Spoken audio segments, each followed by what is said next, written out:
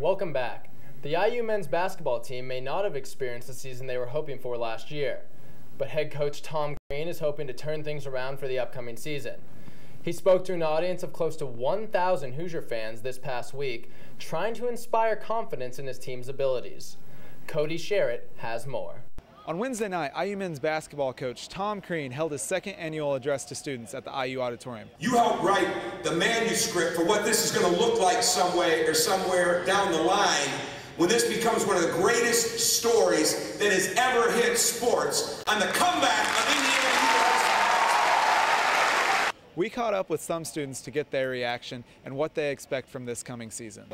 Coach Crean's going to continue to teach his student athletes about the game of basketball and about life, and he's going to lead them to victory in more ways than just on the court. I think we're going to be definitely be good, but I think it's going to take a couple seasons till we get to that elite level. But yeah, a lot of improvements, hopefully over 500 and near that range. So the players are going to go out there and work hard every game, just like last year, try their hardest, make it enjoyable to watch, at least compete, and hopefully come out with a few more wins than what happened last season. So you've heard the students' perspective. Only time will tell if Tom Crean can restore Indiana's basketball legacy.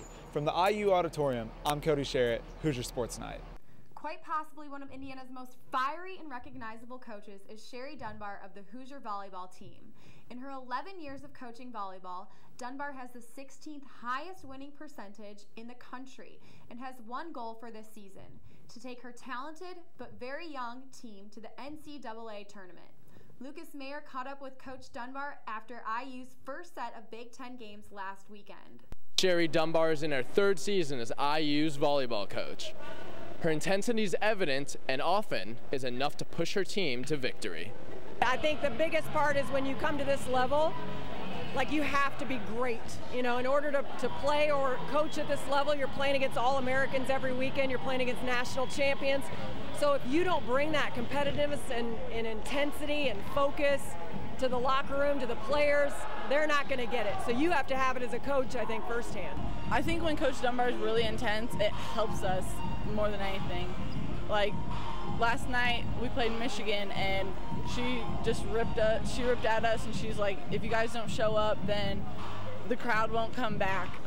Well, I mean, you can see her on the games, and she's just about the same all the time, 24/7, on or off the court. She's just an intense person. She's great. I like seeing the reward of developing not just athletes, but developing them as people. We work a lot on leadership skills and just being independent and time management and all these things. And obviously the big chunk of it is hopefully winning a national championship someday. But to me, it's about more than that, and that's why I coach. She's really willing to work with us. Even, you know, we're having a bad day, we'll talk to her. She's right there with us. She wants us to get better and be a better team altogether. Despite a late start, Dunbar's passion for volleyball has grown immensely. One of her main goals as a coach is to prove hard work pays off. I just took up the sport. They talked me into trying out, and I just really loved it. I love the pace of it. I love the momentum shifts, the energy that it creates. It's just such a different sport than anything, and you see the fans really get involved because it's just action. Every point's a score, you know, and there's things going on all the time, unlike a lot of other sports. So, you know, you just grow more of that passion as you go along, and especially at this level. Work ethic is a lot of it, you know, and I carry that over to what I do now with my scouting, with my practice preparation. So I think I'm trying to bring through a lot of that type of thing, just as far as how hard I worked, but how rewarding it was in the end because of that work ethic. And just like I told them tonight, you know, we won in 4, and it was hard work. But at the end, it was all worth all that fight and how tired they were and everything because they pushed through. I love what Fred Glass is doing, 24 sports, one team. You know, it's all about Indiana. It's not about me. It's not about our players. And I tell them that all the time. It's about the big picture. It's about something bigger than all of us. It's about representing one of the finest institutions in the country. And if we can help represent that in the best way, then that's our job to do. With Coach Dunbar in charge, Indiana has a bright future. Her passion for volleyball and Indiana University are a combination that will continually lead to success. From University Gym, I'm Lucas Mayer, Hoosier Sports Nite. Indiana defensive end Jammie Kirlew is one of the best defensive ends in the country. However, his impact in Bloomington stretches farther than the football field. Here's Casey Richards with more. Indiana defensive end Jammie Kirlew is making as big an impact off the field as he is on it. This senior from Orlando, Florida was one of only 11 Football Bowl subdivision players to be named to the All-State AFCA Good Works team.